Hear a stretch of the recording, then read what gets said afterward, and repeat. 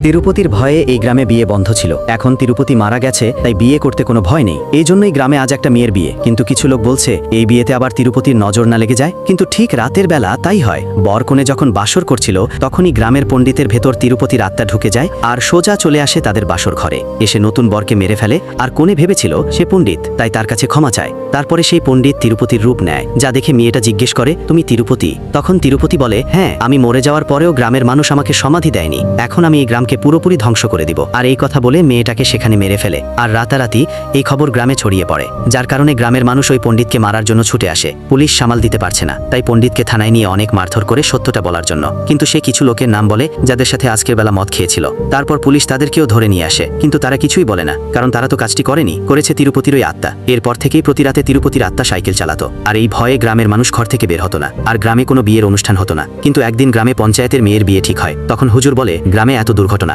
এই ঘটনার মধ্যে আপনি বিয়ে ঠিক করেছেন? পরবর্তী পর্ব দেখার জন্য চ্যানেল সাবস্ক্রাইব করে দিন।